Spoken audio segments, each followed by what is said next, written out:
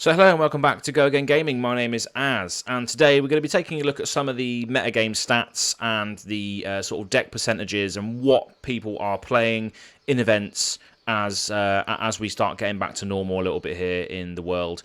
So before we go into that, please make sure you like and subscribe to the YouTube channel. Hit the little bell notification if you do want to be notified of any future videos here on the channel. And as well as that, if you're looking to buy any sort of Flesh and Blood, sealed product or Ultra Pro accessories in the UK, please make sure you visit my affiliate link in the description box below, where you can get 3% off your order and you can help support this channel directly every time you do use that. So yeah, this video is all about the calling in Auckland and some of the statistics that we've seen come out of that tournament or out of that event recently. So let's go on to the webpage share so you can see what I'm talking about here. So this is the article on the Flesh and Blood website by Nicola Price. And yeah, let's go straight into it. So it says, last weekend was a massive milestone for Flesh and Blood, seeing not only 28 skirmish events, but most notably the calling in Auckland. We live streamed the calling for the very first time, and you can check that stream out via the YouTube channel. So yeah, go and definitely have a look at that. That's really, really cool. And what is also interesting about that is I'm going to be doing something similar. So I'm going to be doing a sort of partner event with a local game store here in sort of Wiltshire, Gloucestershire, Oxfordshire, that sort of area in the UK.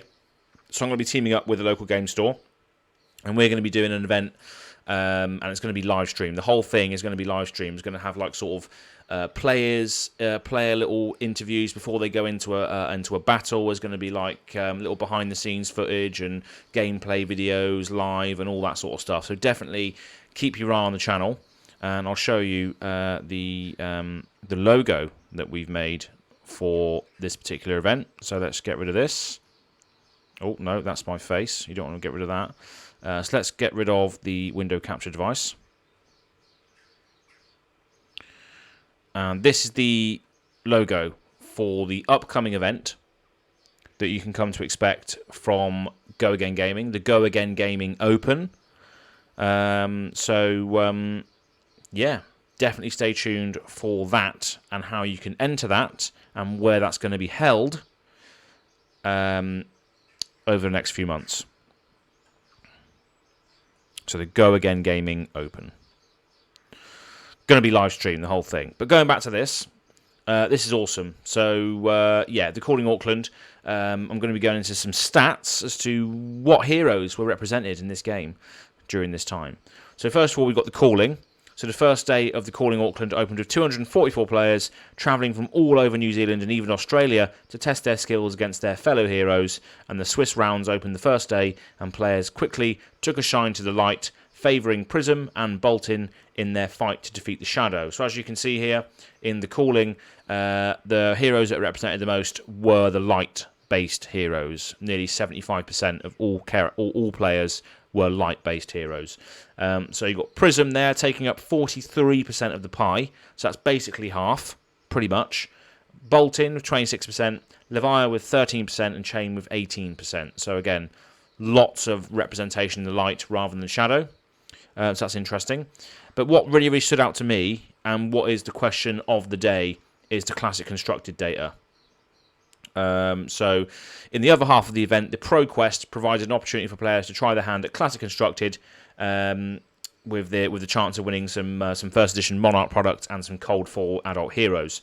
So if you look at this pie in particular, we've got 23% Chain, so nearly a quarter of players were playing Chain. We've got 20% Prism, so 1 in 5 were playing Prism. 7% Bolton, 5% Leviah, 11% Dorinthia, 9% Rhinar, 9% Bravo, and 8% Katsu.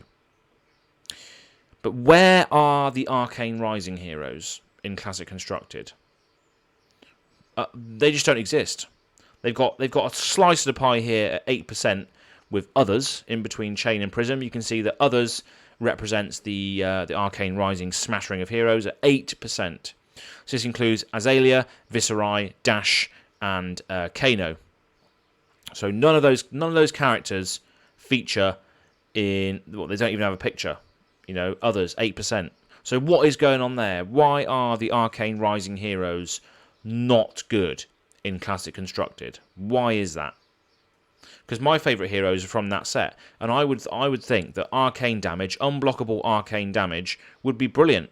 You know, you've got Viserai, which can, you know, charge up massive attacks and unleash hell, but he can also go one way with physical attacks popping off little arcane damage, or one massive attack with loads of arcane damage. So arcane damage or arcane rising is just not really working in this classic constructed meta. So why is that?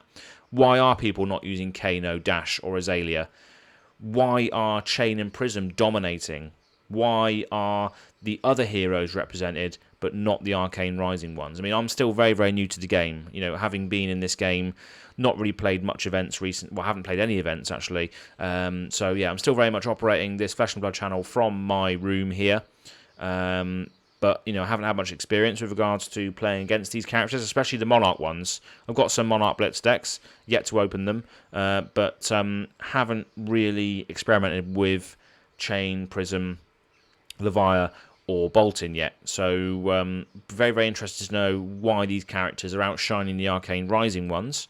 So definitely leave a comment in the section below as to why this is, because I'm very much not clued up on the meta at the moment, but it was just an interesting thing for me to see, being a sort of new content creator, new sort of person to the game, how my favourite set is not being represented in this event in particular. So going on to the little sort of text below it, it does say, the breakdown shows that the heroes of Monarch and Welcome to Raid were the most represented, with each of the 8 heroes from these sets appearing in the tournament, and Chain and Prism were the most featured heroes by far, accounting for almost half the players in the entire tournament. So, yeah, again, nearly 50% of people were playing either Chain or Prism, which is ridiculous. Does this mean that in the future we're going to see, you know, some of the older heroes pushed out or just not played at all? Why is this happening with regards to the new characters? Are the new characters just sheerly being pushed, or are they being represented more because it's a more hyped up set? More people are getting into the game and they're discovering the game with Chain or Prism or Bolton or Leviathan.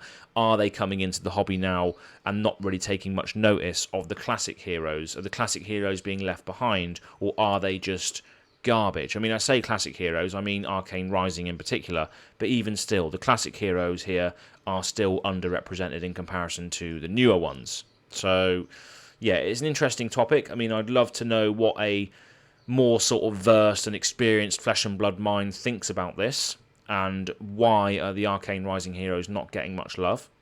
Because that's personally my favourite set, the Arcane Rising set. I love the theme of that set. I love the characters and the classes that are in there.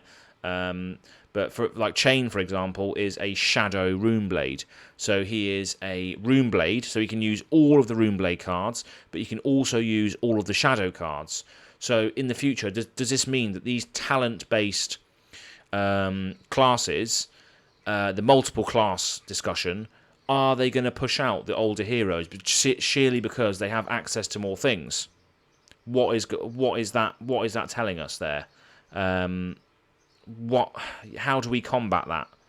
It's difficult, because on the other side of the coin, you can say that obviously Chain's character is designed in the way to use those Shadow Blood deck cards, and Viserai is just utilized to play non-attack action cards followed by Runeblade cards. So you then have that sort of argument discussion that the character really defines a deck style, and that, you know, Viserai doesn't need Shadow cards potentially to be competitive, but maybe he does, because he's not even in the pie.